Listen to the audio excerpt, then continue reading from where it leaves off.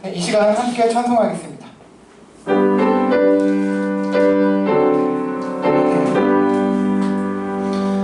찬양 성공 성자 성령 성삼위일체께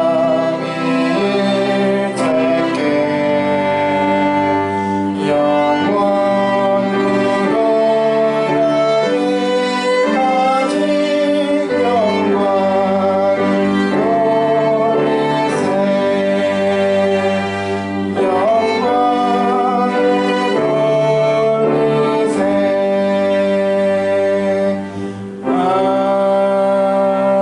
아멘. 이제 함께 사도신조로 우리의 신앙을 고백하시겠습니다. 다 함께 사도신조 고백하십니다. 시작. 나는 전능하신 아버지 하나님 천지의 창조주를 믿습니다. 나는 그의 유일하신 아들 우리 주 예수 그리스도를 믿습니다. 그는 성령으로 잉태되어 동정녀 마리아에게서 나시고 본디오 빌라도에게 고난을 받아 십자가에 못 박혀 죽으시고 장사된 지 사흘 만에 죽은 자 가운데서 다시 살아나셨으며 하늘에 오르시어 전능하신 아버지 하나님 우편에 앉아 계시다가 거기로부터 살아있는 자와 죽은 자를 심판하러 오십니다. 나는 성령을 믿으며 거룩한 공교회와 성도의 교제와 죄를 용서받는 것과 몸의 부활과 영생을 믿습니다. 아멘. 네, 이 시간에는 특수 선포가 있겠습니다. 한 마음으로 참여하도록 하겠습니다.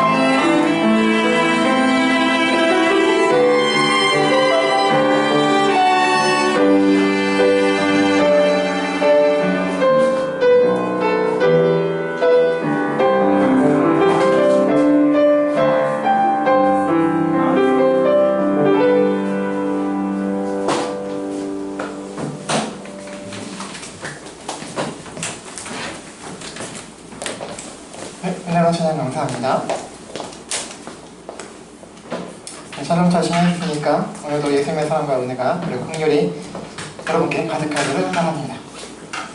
네, 오늘도 어김없이 구약성경 욥기 말씀을 살펴보도록 하겠습니다. 오늘 본문을 통해 하나님께서 우리에게 이렇게 말씀하십니다. 욥기 33장입니다. 욥기 33장 13절부터 33절 좀 깁니다만 같이 한번 교독하면서 읽어보도록 하겠습니다. 구약성경 794쪽에 있습니다.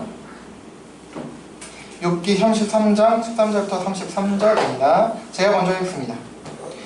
하나님께서 사람의 말에 대답하지 않으신다 하여 어찌 하나님과 논쟁하겠느냐. 하나님은 말씀하시고 다시 말씀하실 때 사람은 상심이 없더라. 사람이 침상에서 졸며 깊이 잠들 때나 꿈에나 밤에 환상을 볼 때에 그가 사람에게 무릇 그렇게 하시니 이는 사람에게 그의 행실을 버리게 하려 하심이며 사람의 교만을 막으려 하심이라. 그는 사람의 혼을 구덩이에 빠지지 않게 하시며 그의 생명에 칼을 맞아 멸망하지 않게 하시라. 혹은 사람이 병상의 고통과 뼈가 늘 쑤심의 징계를 받나니 그의 생명은 은수시라고 그의 마음은 믿으시라며 그의 살은 파리하여 보이지 아니하고 보이지 않던 뼈가 드러나서 그의 마음은 구덩이에 그의 생명은 멸하는 자에게 가까워지시라.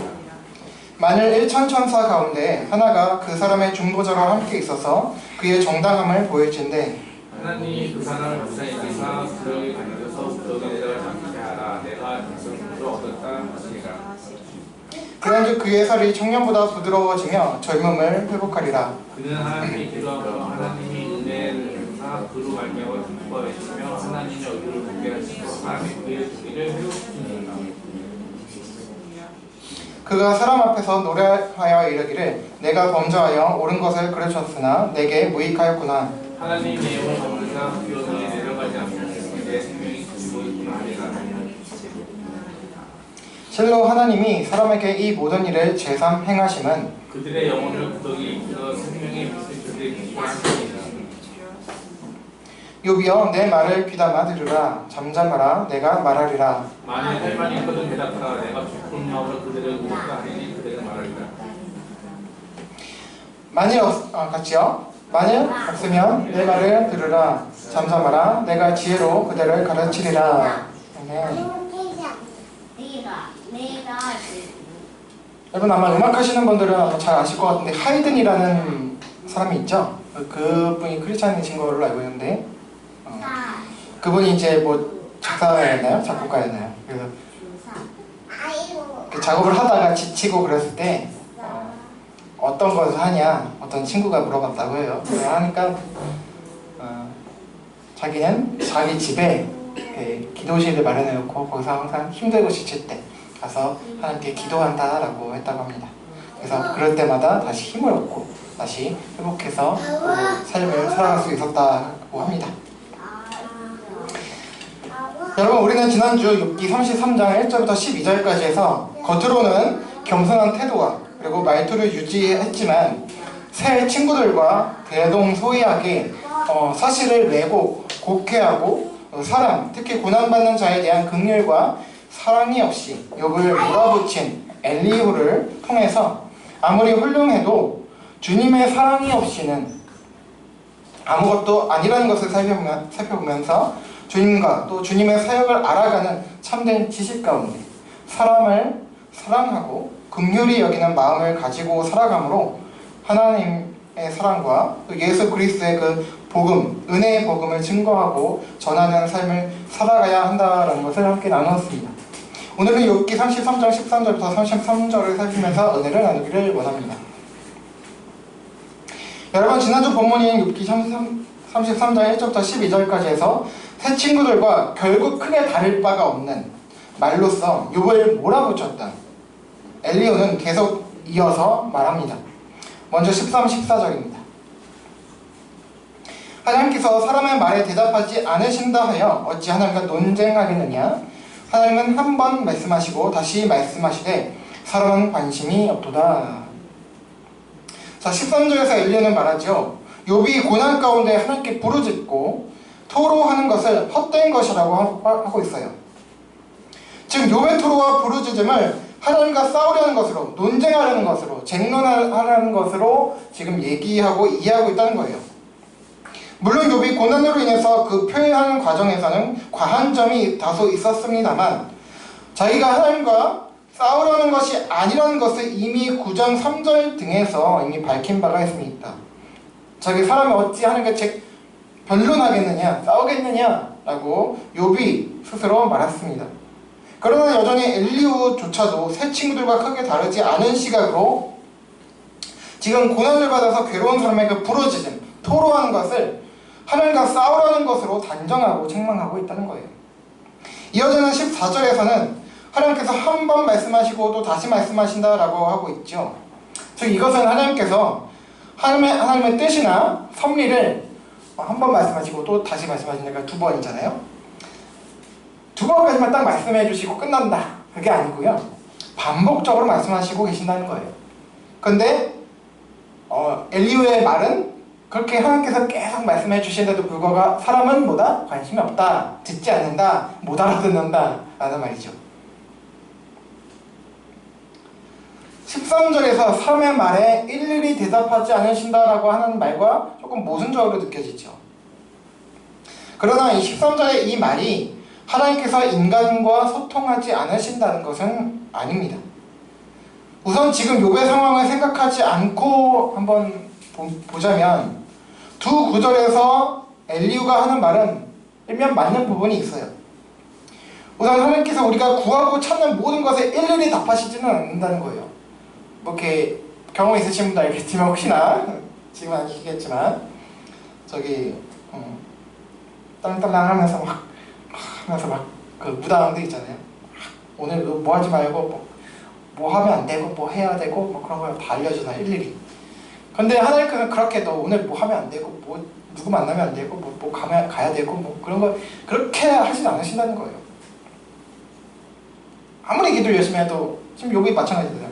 네가 왜 고난을 받는 거고 너 무슨 문제가 있는 거고 그렇게 말씀하시지 않거든요. 나중에 38장부터 나오는 말씀 봐도 욥이 구했던 것과는 좀 동문서답 같은 대답을 하고 계시거든요. 근데 결국 49장에서 회복이 됐죠. 어쨌든 모든 것을 하나님께서 일일이 이렇게 다 이러쿵저러쿵 말씀해 주지는 않는다는 거예요. 그러나 동시에 14절 말씀처럼 그것이 하나님께서 우리에게 아무 관심이 없으시다라거나 하나님께서 우리를 무시하신다거나 소통하지 않으신다는 것은 아니죠. 하나님께서는 여러 경로를 통해서 여러 방법을 통해서 우리들에게 말씀하고 계시다는 거예요. 지금도 역사하고 계시다는 거죠.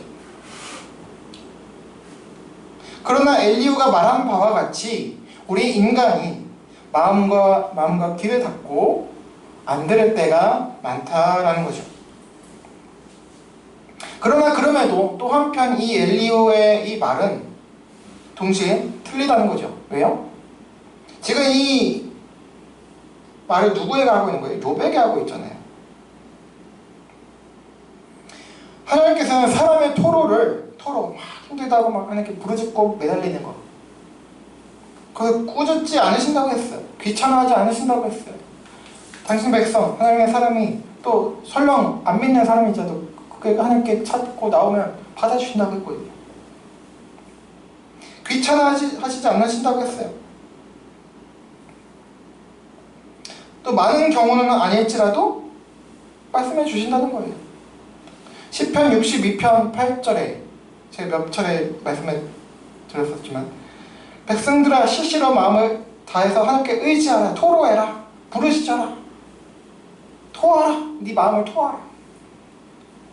하나님은 우리의 피난처시겠다. 그 말은 받아주신다는 거거든요. 다 들어주신다는 거예요.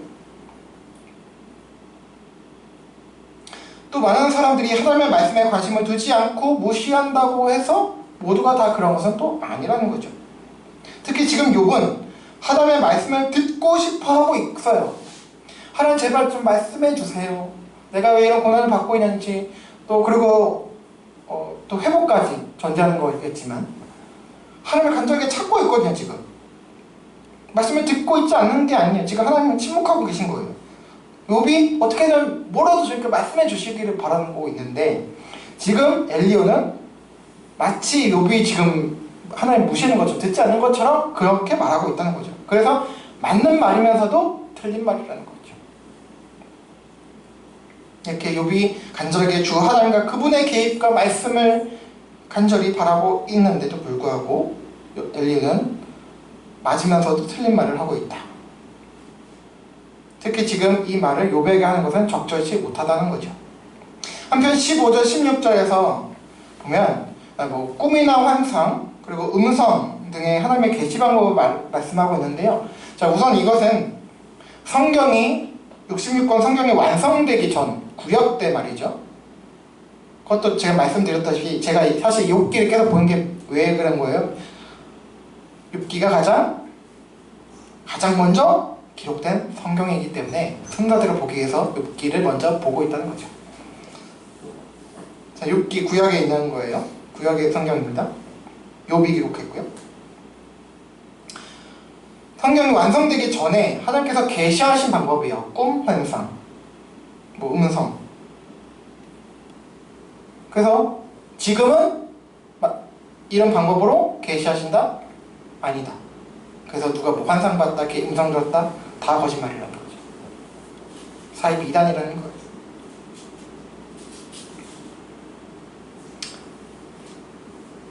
(66권) 성경이 완성된 지금에서는 사용하시지 않는 방법이에요. 그렇다고 성경 외로는 하나님의 뜻을 전혀 알 수 없다? 그거는 또 아니라는 거죠. 이것과 관련해서 이제 특별 계시라는 개념이 있고 그것과 반대돼서 일반 계시라는 개념이 있는데요. 그건 차후 기회가 되면 자세하게 설명을 드리고 말씀을 드릴게요. 또 설명이 길어지기 때문에. 따라서 지금 우리가 하나님의 말씀이라고 할 때는 꿈이나 환상, 어떤 직접적인 음성이 아니라 바로 뭐다? 성경이다. 성경이 하나님의 말씀이에요. 따라서 여러분 하나님의 말씀 듣고 싶으시죠? 어디 뭐 산에 올라가서 괜히 손 뿌리 뽑지 마시고 어디 기도실에 가서 음성 다 들려주세요 그런 게 아니고 성경 읽으시면 그렇게 하나님 말씀 듣는 거예요. 물론 기도가 필요 없다는 것도 아닙니다. 성경을 그냥 본다고 깨닫는 것이 아니기 때문이에요. 그래서 누가복음에서도 그 예수님의 부활하시고 나서 24장인가요? 8장인가요? 보면은 예수님의 두 제자가 걸어가죠. 근데 예수님께서 부활하신 중에 딱 옆에 계세요. 근데 처음에 못 알아보죠. 근데 이제 예수님께서 말씀하시고 나니까 이제 조금씩 알게 되고 같이 있을 때 뭐 떡을 드시고 이제 말씀을 풀어주세요. 구약 성경이 이러이러해서 나에 대해서 말하는 거다 풀어주시니까 그래서 이제 주님이신지 깨닫고 알게 되고 그런데 그 순간에 이제 주님이 없어지시고 그러니까 말씀을 풀어주셔야 된다는 거죠. 주님께서. 그러니까 우리가 기도할 때 말씀을 보기 전에도 기도해야죠. 하나님 말씀을 가르쳐서 풀어주세요. 그건 저 교육자들한테만 해당되는 게 아니고 여러분 개인적으로 묵상하시잖아요. 성경 보시잖아요. 그래서 기도하셔야 된다는 거예요. 그리고 성경 말씀 읽고 또 그것에 근거해서 말씀의 근거해서 기도할 때 하면 응답이 있다는 거죠. 그래서 기도가 필요 없다는 게 아니라고 말씀드렸어요. 분명히. 그래서 말씀인 성경을 하나님의 말씀인 성경을 깨달아 알도록 지혜를 주시도록 말씀을 풀어주시도록 기도해야 하며 하나님의 말씀에 근거해서 기도해야 합니다. 그럴 때 건강하고 건전한 신앙인이 될 수 있고 또 하나님의 뜻을 알 수가 있습니다. 한편 여기서 16절에서 두렵게 하시니 라는 말이 있는데 두 가지 의미가 있습니다. 교훈하다, 훈계하다라는 의미가 있고요. 또 징계하다, 징벌하다라는 의미가 있습니다. 이 두 가지 번역이 다 가능한데 지금 욥에게 말하는 이 엘리후의 의도로 보면 후자 쪽으로 보는 것이 더 가까워 보입니다.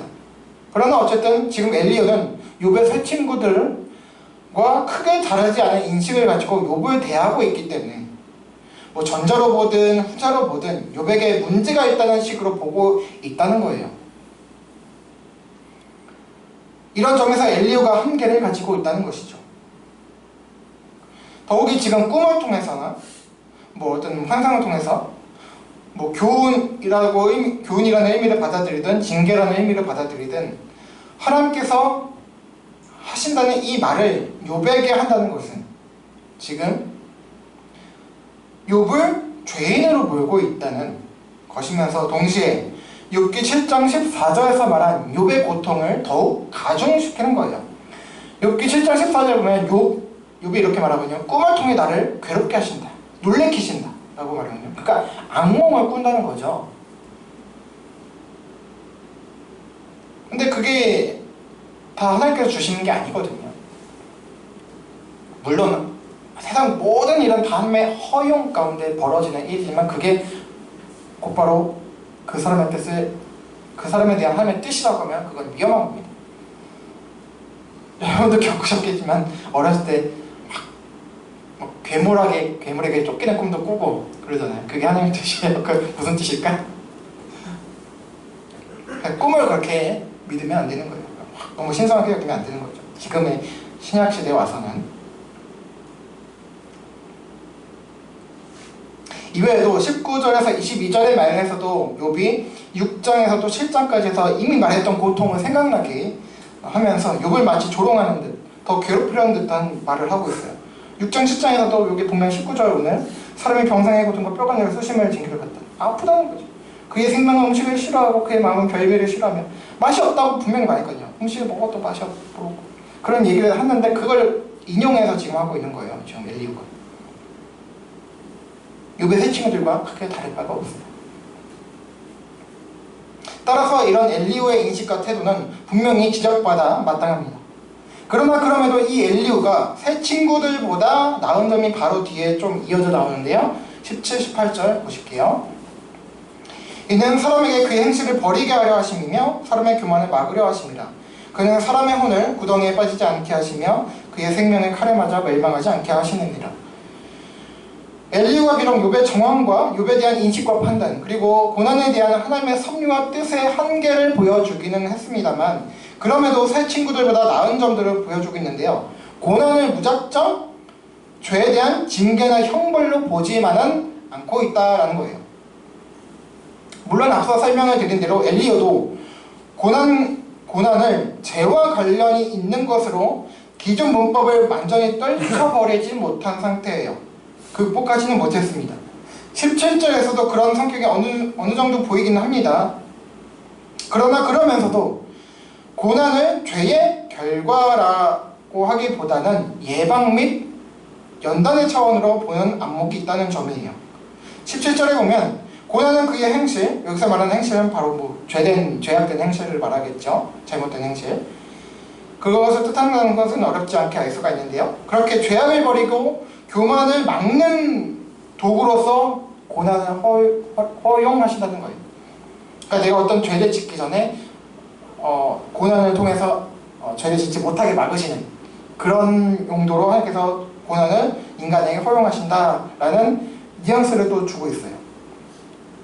이것은 죄의 결과로서 징계를 의미한다고 볼 수도 있지만 미리 그것을 막는 예방 차원에서 주시는 것 또는 연단의 차원으로 이해하고 있다고 볼 수도 있습니다. 27절, 28절을 또 볼 때에 고난이 죄의 결과로 주어지는 징계일 수도 있지만 오히려 죄나 또는 부족한 점들을 깨닫게 해서 하나님을 찾도록 하는 도구일 수 있다는 뉘앙스의 말을 하는 등 이런 지점들을 종합적으로 판단해서 볼 때에 그나마 욥의 세 친구들보다는 조금 낫다, 조금 나은 이해를 가지고 있다라고 우리는 볼 수가 있습니다. 물론 그럼에도 어쨌든 특정 죄와 관련해서 있다고 하는 등 죄와 관련되어 있다고 보는 등 전통적인 그 생각과 그런 습관에서 벗어나지 못하고 있다는 거예요. 그리고 욥의 삶과 그런 그 정황에 대해서 그런 이해도 없고 또 긍휼이 없었다는 점에서 대동소이합니다.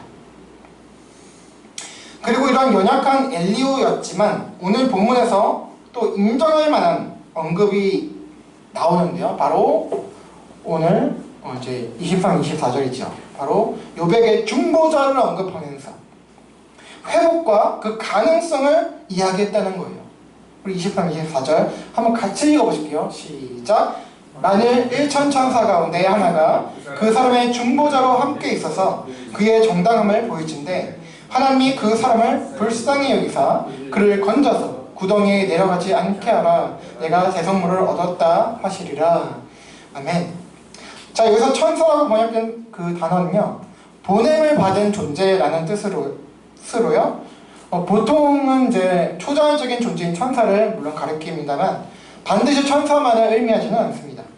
종종 선지자나 제사장 등을 가리킬 때도 사용된 단어로서 이제 원어를 보면 그렇다는 거예요.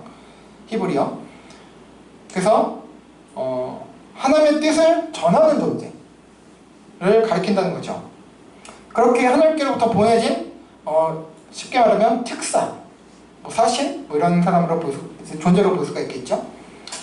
하나님의 특사로서 사람의 중보자로 함께 있어서 그 사람의 정당함을 보인다는 것, 보여주는 것, 보이는 변호하는 그런 인물이나 또는 존재로 말하고 있습니다.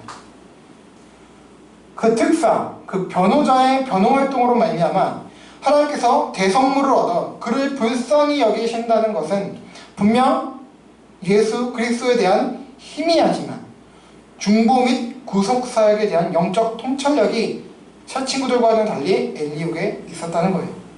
희미하지만.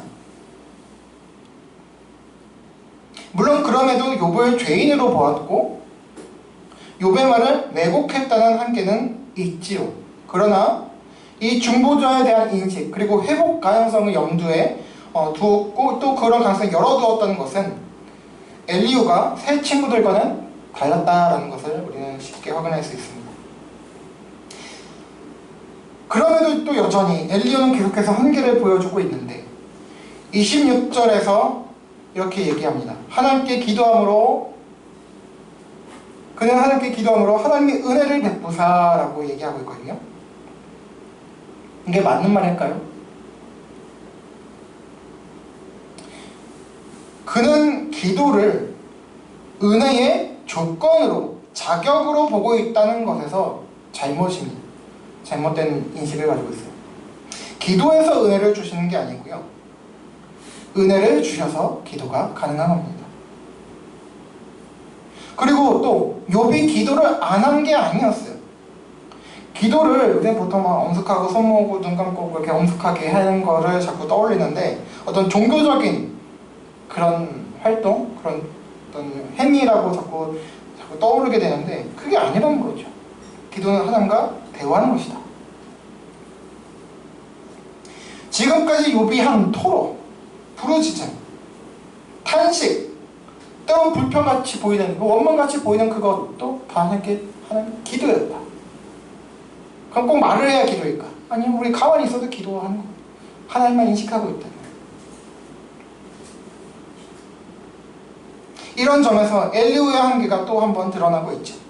자, 다음 마지막입니다. 31절 32절. 욥이여 내 말을 귀담아 들으라. 잠잠하라. 내가 말하리라. 만일 할 말이 있거든 대답하라. 내가 기쁜 마음으로 그대로 의롭다 하리니 그대는 말하라. 자, 엘리후는 33장 처음 1절부터 5절까지 해서 했던 말을 다시 강조하면서 말하고 있어요. 자신의 말을 들으라는 거죠. 지난주 제가 1절에서 설명드린 것처럼 결국 자신의 말에 따르고 그냥 이 귀로만 듣는 그런 들으라가 아니라 잘 듣고 내 말에 따라라, 순종하라 라는 뜻을 같이 내포하고 있다고 말씀을 드렸죠. 똑같은 말이에요. 내 말에 따르고 순종하라는 거예요. 겉으로는 32절에서 할 말이 있으면 대답하라고 겉으로는 마치 변론하고 반론을 제시하는 것을 가능하게 열어둔 것 같이 보이지만 겉으로는 그렇게 말해요. 근데 사실상 욥의 침묵을 강요하고 있다는 거죠. 한번 해봐, 말해봐. 그러나 할 말 없을걸? 내 말이 맞을걸? 약간 조롱하는 그런 게 있잖아요. 그런 투인 거예요 지금. 자, 이 지점에서 엘리후가 교만하다라는 것도 우리는 볼 수가 있죠. 33절에 보면 엘리는 반론을 펼 말이 없으면 자신의 말을 들으라고 한 지점에서 이후에 이 엘리후에 대해서 욥이 반박하지 않고 침묵했다는 것을 통해서 쭉 보시면 알겠지만 욥이 반박했다는 말이 안 나오거든요. 엘리후의 말이 끝나고 나서 바로 38장에서 하나님께서 짠한 얘기지만 나타나서 말씀하세요. 그러니까 엘리후에 대한 반박하는 욥의 말이 없어요. 이런 것 때문에 일부 학자들, 일부 사람들은 욥이 반박을 못한 거 보니까 엘리후의 말을 다 수용했구나, 엘리후의 말이 맞았구나 라고 했다는 거예요. 근데 그게 아니라는 거죠. 이런 주장은 적절하지 않다는 거예요. 왜냐하면 비록 새 친구들보다는 그나마 나은 견해를 엘리후가 다소 보이긴 했지만 엘리후 역시 욥을 다소간 죄와 관련된 것으로 평가하고 있었다는 것, 그리고 자신의 말을 자의적으로 왜곡해서 인용했다는 점은 욥이 결국 받아들일 수 없는 것이기 때문이었어요. 상대방의 말에 조용히 있다고 해서 그것을 무조건 수용한다고 볼 수는 없잖아요. 우리도 마찬가지잖아요. 그것을 무조건 받아들이기 때문에 침묵하는 게 아니라 하도 어이가 없어서 무시하는 것일 수도 있고, 이렇게 무관심을 나타내는 것일 수도 있기 때문입니다. 그리고 하도 이제 친구들과 싸우면서 지쳐가지고 그냥 조용히 있었던 거죠.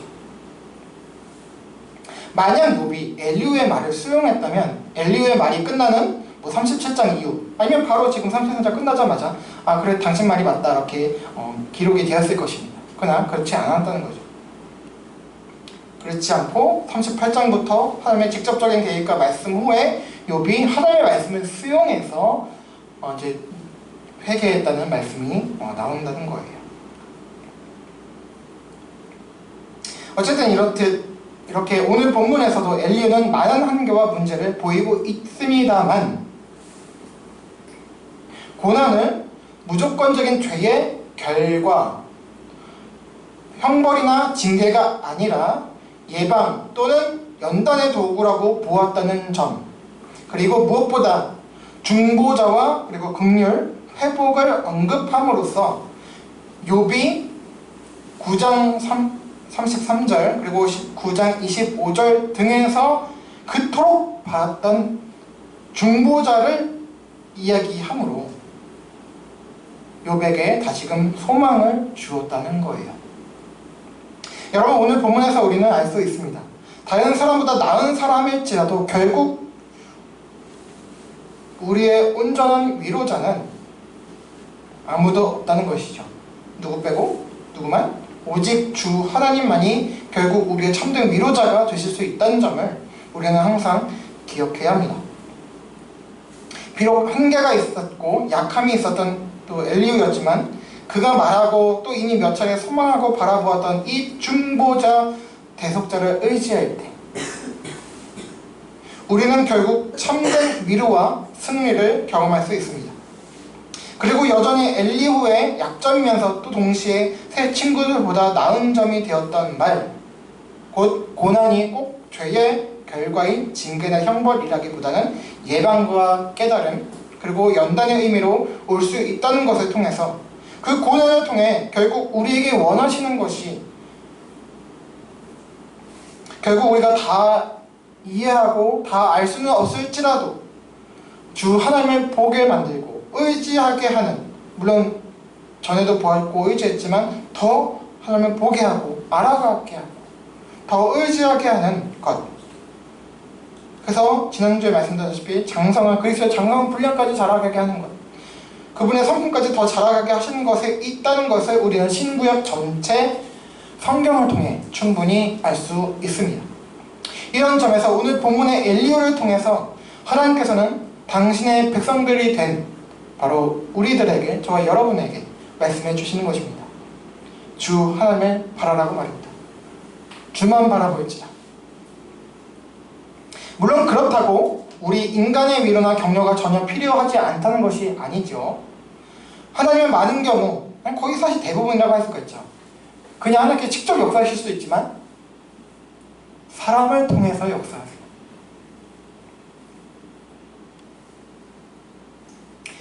또 분명 하나님께서 우리를 사랑하신다고 말씀하시지만 물론 우리를 구원하시고 죄에서 구원하시고 자유케 하시는 것은 하나님의 고유 능력이시죠. 우리가 할 수가 없어요.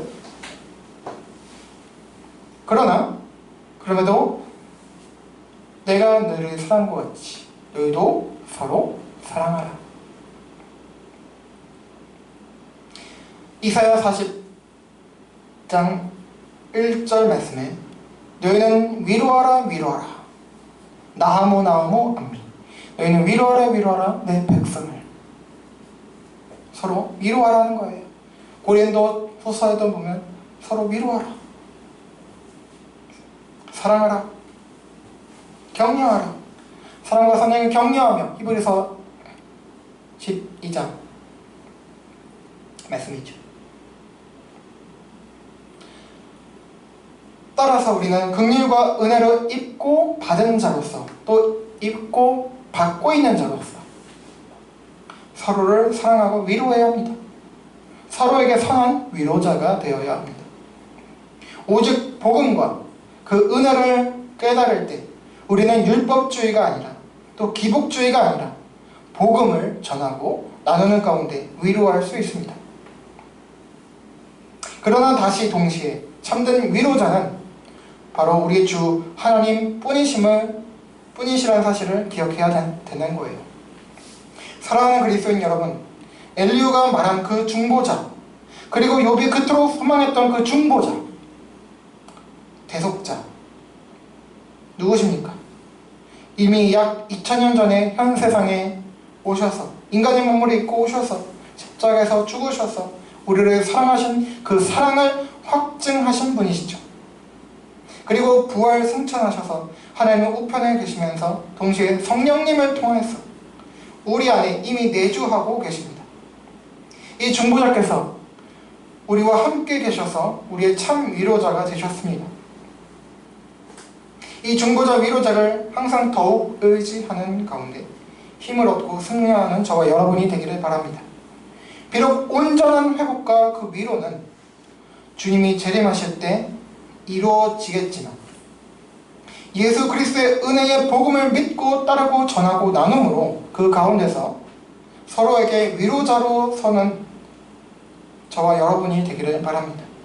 그래서 내가 너희를 사랑하였으니 너희도 서로 사랑하라는 주님의 계명을 이루고 지키는 저와 여러분 모두가 되기를 우리의 유일한 중보자시고 위로자 되신 예수 그리스도의 이름으로 간절히 소망하고 축원합니다. 우리 마지막 구절 신약성경 디모데전서 말씀 읽고 마치겠습니다. 시작. 하나님은 한 분이시요 또 하나님과 사람 사이의 중보자도 한 분이시니 곧 사람이신 그리스도 예수라. 그가 모든 사람을 위하여 자기를 대성물로 주셨으니 기약이 이르러 주신 증거니라. 아멘. 함께 찬송하고 기도하십시오.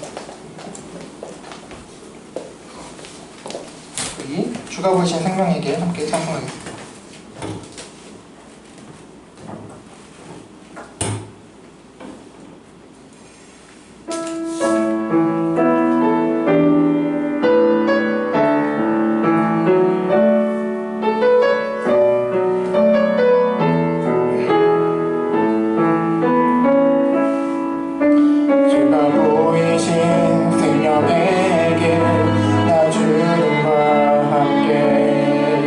사랑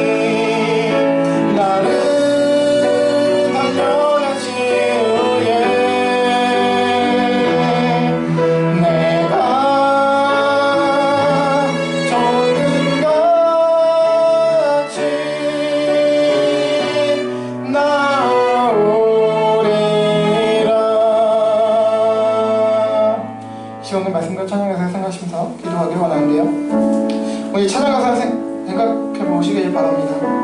주가 보이신 생명의 길이 뭘까? 그게 바로 상한 마음을 가지고 주님 앞에 나아가는 거였죠. 왜요? 주님이 나의 의로움이 되시기 때문이에요. 그래서 그분이 나의 길이라는 거죠. 고난을 주신 이 어떤 특정한 죄에서 회개하게 하시기 위해서 주실 때도 있습니다만, 결국 성경 통해서 보니까 우리 그리스도인들에게 주어지는 고난, 결국 계속 주님을 향해 있다는 거예요. 주님을 보게 만드는 거죠. 믿지 않는 사람에게도 고난을 주셔서 회개하고 돌이켜서 주님을 믿고 돌아오게 하시는 것도 있고, 이미 믿지만 하나님의 백성인 왜 우리들에게 고난을 주실까? 주님을 다시 꼭 또 보고 또 보고 또 보고 또 의지하고 또 의지하게 만드신다는 거예요. 그게 목적이라는 거죠. 단순히 죄의 어떤 형벌을 주시기 위함이 아니라는 거죠. 이미 우리의 죄값은 다 그리스도께서 십자가에서 다 치르셨다는 거죠. 그래서 우리가 받는 고난은 절대 형벌이 아니라는 거예요. 연단되는 거, 그게 뭐냐? 주님을 보게 한다는 거죠. 주님을 닮게 한다는 거죠. 물론 완전한 그 뜻은 우리가 모릅니다. 성경 전체를 봐도. 그래도 우리는 의문을 가질 수밖에 없어요. 굳이 왜? 그러나 그래도 우리가 이 성경 계시 말씀에 따라서 충분히 알 수 있는 것은 결국 연단이 뭐냐, 단련이 된 게 뭐냐, 결국 주님을 보고 의지하는 거라는 거죠. 그것을 위해 고난을 주시라는 거예요. 다시 찾게 하신다는 거죠. 이 시간 기도할 때에 하나님, 새 친구들 그리고 엘리오가 가졌던 했던 말은 분명히 틀렸지만, 하나님, 그러나 또한 오늘 본문에서 엘리오가 말한 것처럼 하나님, 내게 있는 그 고난, 크고 작건 아무 관계없이, 또한 고난이 아니라 오히려 기쁨이 있다 할지라도 그것을 통해서 하나님을 떠나는 것이 아니라, 버리는 것이 아니라 하나님 더 주님을 보게 하시고 주님을 찾게 하시고 주님을 닮아가게 하옵소서. 그런 가운데 이제 생명의 복음, 예수 그리스도의 그 은혜의 복음을 가지고 나도 이웃을, 형제 자매를 사랑하고 그 위로자가 되게 해주십시오. 그렇게 또 저희 모두가 다 은혜 받고 위로받는 그런 삶을 살게 도와주시고, 그렇게 서로에게 위로자가 될 수 있는, 너희는 서로 위로하라, 그렇게 말씀하시군요. 이사야 그 당시 험악했던, 타락했던 이스라엘 백성들을 보면서 하나님께서 징계하시지만, 그럼에도 선지자 이사야에게 말씀하시잖아요. 너희는 위로하라, 위로하라, 내 백성을. 위로하길 원하신다는 거예요. 징계하시면서도 서로 위로하라고 하시는 거예요. 위로는 그냥 선택상이 아니고요, 해야 된다는 거예요. 하라는 거예요. 그게 주님의 마음이라는 거예요. 시간 함께 그런 마음 가지고 하나님, 위로받게 하옵소서, 위로자가 되게 하옵소서. 함께 이 마음 가지고 함께 기도하며 나가겠습니다. 기도하시겠습니다. 하나님 아버지 감사합니다. 하나님, 오직 주님 말씀을 통해서, 하나님 성경 말씀을 통해서 다시 한번 깨닫습니다. 하나님, 위로가 하나님 어떤 그냥 낭만적인 그 개념이 아니라, 하나님 그냥 성격 좋은 사람들만 얘기하는 그런 개념이 아니라, 하나님 우리에게 정말 필요한 것임을 믿습니다. 고백합니다. 하나님 아버지여, 새 친구들이 하지 못했던, 하나님 엘리야가 하지 못했던, 그들이 가지지 못했던 아버지의 긍휼, 주님의 마음을 가지고 하나님 복음, 은혜의 복음을 가지고 하나님 아버지 서로를 위로하는 위로자들 되게 하여 주십시오. 그러나 하나님, 저희들에게 능력이 없습니다. 주님의 사랑의 그 능력, 위로의 능력을, 그런 입술을 아버지 우리 가운데 부어주셔야지만 하나님, 우리가 또한 서로를 위로할 수 있음을 고백합니다. 하나님, 복음을 전할 수 있음을 고백합니다. 하나님, 내가 주님을 믿지 못하는데, 확신하지 못하는데 어떻게 복음을 전하며 아버지의 사랑을 아버지 느끼지 못하는데, 확신하지 못하고 알지 못하는데 하나님, 저희가 어떻게 주님의 복음을 전할 수 있겠습니까? 하나님, 주여 불쌍히 여겨주셔서 하나님 그 은혜의 복음, 하나님 내가 어떤 일을 잘해서 주님께 받은 것이 아니라 그냥 그 거저주신 은혜이기 때문에 하나님 그것을 절절하게 느끼는 가운데, 하나님 깨닫는 가운데, 내 머리와 가슴을 가득 채우는 가운데 내 입술부터 터져나오는 그런 위로가, 복음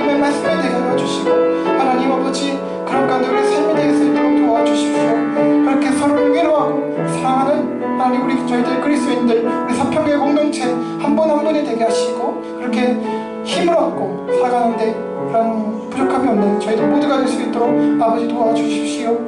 하나님, 인간적 위로를 넘어서 하나님께서 주신 그 은혜의 위로로서, 하나님 복음의 위로로서 서로를 세워주고 하나님 그렇게 살리는 하나님 저희 모두가 되게 하여 주시옵소서. 감사합니다. 하나님 아버지 감사합니다. 오늘도 이 욥기 말씀을 통해서 엘리후를 통해서 하나님 저에게 주시는 이 말씀 사실 가슴에 새기고 나아가고자 합니다. 하나님, 우리의 성품은 누구를 헐뜯길 좋아하고, 누가 나보다 잘되면 배 아파하고, 누가 나보다 못되면 겉으로는 아닐지라도 평가절하하며 그렇게 하는 경우가 너무나 많습니다. 하나님, 우리 제정 성품을 변화시켜 주시고, 하나님 아버지 위로하고 격려하는 그런 주님의 성품을 가진 저희 모두가 될 수 있도록 아버지와 도와주시옵소서. 하나님, 긍휼이 가득한 저희들 되게 하여 주시고 주님의 사랑이 가득할 수 있도록 도와주시옵소서. 하나님, 저희가 행동하는 행동 하나, 또 말하는 그 말 하나가 생명을 살리고 영혼을 살리는 그런 그런 언행이 될 수 있도록 아버지와 우리 가운데 임하여 주시고 역사하여 주시고 붙잡아 주시옵소서. 하나님, 그러나 먼저 또한 저희가 이미 그런 너무나 큰 사랑을 받았음을, 또 받고 있음을 믿게 하시고, 또 특별히 그 사랑을 변함없이 우리가 느껴질 수 있도록, 체험되어질 수 있도록 아버지여 도와주시길 원합니다. 하나님, 우리 지금 한 분 한 분 어떠한 마음과 생각을 가지고 왔든지 간에 하나님 말씀을 읽고 묵상하는 가운데, 찬양하는 가운데, 기도하는 가운데 그 아버지의 사랑이, 주님의 사랑이, 중보자 되신 그분의 그 긍휼과 그분의 그 끓는 그 사랑, 뜨거운 사랑이 느껴지고 감동되어질 수 있도록 아버지여 역사여 주시옵소서. 그래서 우리가 억지로 질짜는 그런 사랑, 위선적인 사랑이 아니라 진정한 사랑과 위로로서 형제 자매와 이웃들을 살리고 세우는 그런 건강한 그리스도인 한 분 한 분 우리 모두가 다 될 수 있도록 아버지 인도하여 주시옵소서. 감사하며 이분의 말씀 예수 그리스도 이름으로 간절히 기도합니다. 아멘. 감사합니다. 말씀 드리겠습니다. 예배 함께 해주시고 예배를 위해서 섬겨주신 분들 감사를 드리고요. 예배 식사 준비했으니 교제 시간 가져주시길 바랍니다. 서로와 이웃을 위해서 기도해 주시길 바랍니다. 우리 세 분 자매님 감사 말씀 드립니다. PPT 봉사 감사합니다. 식사 봉사 감사합니다. 네, 날씨가 많이 덥고 습한데 우리 건강관리에 유의하셔서 아프시지 않고 잘 지내시기를 바랍니다. 네, 다른 강의는 주보에 참조해 주시기 바라고요. 다 함께 자리에서 일어나시겠습니다. 우리 주님께서 가르쳐주신 주기도문하고 찬송하고 축복으로 예배 마치겠습니다. 다 함께 주기도문 하시겠습니다. 시작. 하늘에 계신 우리 아버지, 아버지의 이름을 거룩하게 하시며 아버지의 나라가 오게 하시며 아버지의 뜻이 하늘에서와 같이 땅에서도 이루어지게 하소서.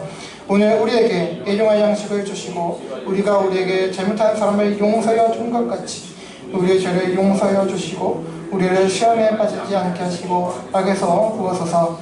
나라와 권능과 영광이 영원히 아버지의 것입니다. 아멘. 찬송하겠습니다.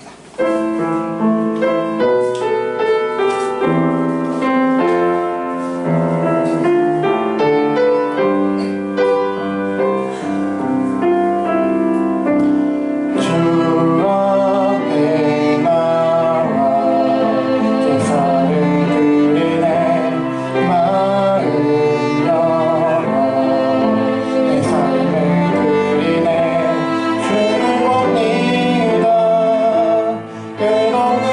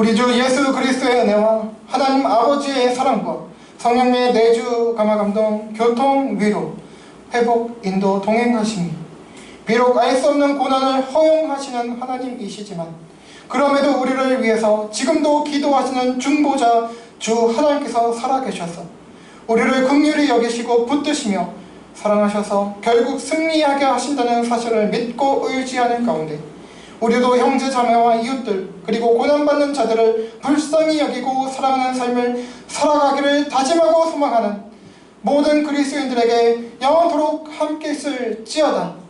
아멘.